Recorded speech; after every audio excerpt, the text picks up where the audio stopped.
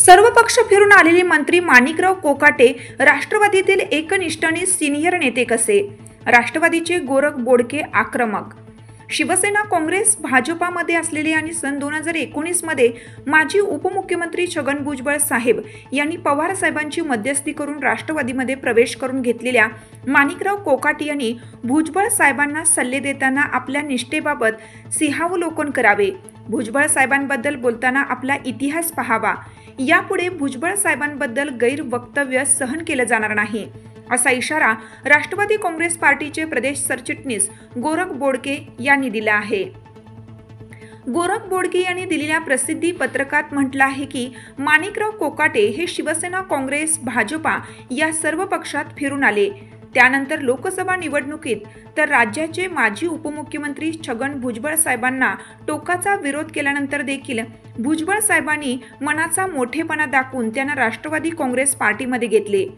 राष्ट्रवादी काँग्रेस पार्टीत पवार साहेब कोकाटेंना घेण्यासाठी इच्छुक नव्हते, मात्र भुजबळ साहेबांनी त्यांची समजूत काढून कोकाटेंचा प्रवेश करून घेतला.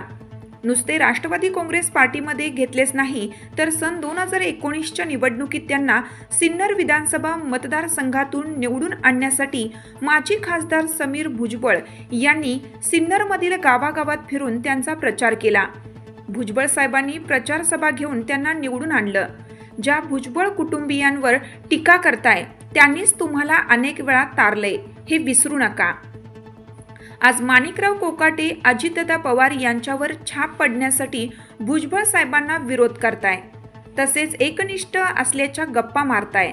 त्यांनी भुजबळ साहेबांसारख्या ओबीसींच्या ज्येष्ठ नेत्याला सल्ले देण्याचे तसेच शिकवण्याचे काम करू नये, तशी त्यांची कुवतही नाही, अशी टीका गोरख बोडके यांनी केली आहे.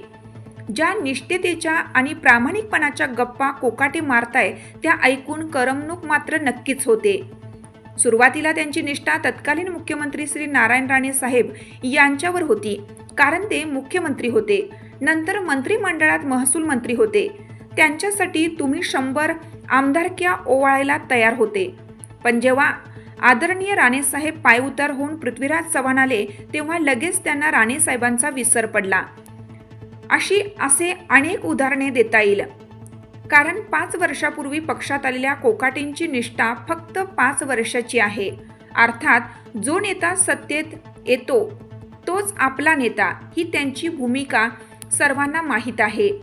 म्हणून अजितदादा पवार यांच्याविषयी आलेले प्रेमाचे भरते हे म्हणजे पुतना मावशीचे प्रेम आहे, हे सर्व जनता जाणून आहे. त्यामुळे तुम्ही आदरणीय भुजबळ साहेब यांच्याविषयी गरळ ओकताना किमान निष्ठा आणि प्रामाणिकपणा याविषयी तरी बोलू नये, अशी टीका देखील गोरख बोडके यांनी केली आहे. 15 वर्ष भुजबळ साहेब मंत्री असताना आम्ही त्यांच्या पदाबाबत कधी बोललो नाही, असं म्हणणाऱ्या कोकाटेंना हे बोलण्याचा अधिकार सुद्धा नाही. कारण ते भुजबळ साहेबांच्या पक्षात कधी आले ते आधी त्यांनी पाहावं. 2019ला कोकाटे यांना पक्षात घेताना भुजबळ साहेबांनी पुतण्या आणि मुलाचा विचार केला नाही.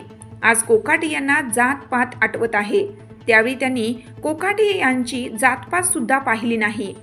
1991 पासून भुजबळ साहेब हे मंत्री आहेत, मात्र ते दुसऱ्यांदा मतदारसंघात जाऊन त्यांनी तिथल्या आमदारांना खिजवण्याचं काम केलं नाही. मात्र आज माणिकराव कोकाटे हे राष्ट्रवादी काँग्रेसच्या संस्थापक प्रदेशाध्यक्ष असलेल्या भुजबळ साहेबांच्या मतदारसंघात पोस्टर, बॅनर लावून मंत्री झाल्याचा आनंद घेत आहेत. मात्र मंत्री असल्याचा त्यांचा गर्व फार काळ टिकणार नाही, कारण मंत्रीपद काय कुणी आजन्म घेऊन आलेलं नसतं, याचंही भान कोकाटेंनी ठेवावं. गोरख बोडके यांनी पुढे म्हटले आहे की वास्तविक दिलीप बनकर आणि नितीन पवार हे राष्ट्रवादी काँग्रेस पार्टी स्थापनेपासून पक्षात आहेत. यांच्यासारखे सिनियर आमदार पक्षात असताना देखील सिनियर आणि एकनिष्ठ राहिलेल्या आमदारांना डावलून कोकाटेंना मंत्रिपद का देण्यात आलं, हा देखील मोठा प्रश्नच आहे.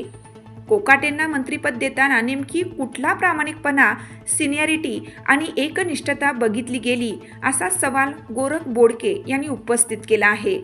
लोकमान्य न्यूजसाठी संचालक लक्ष्मीकांत शिंदे, नाशिक.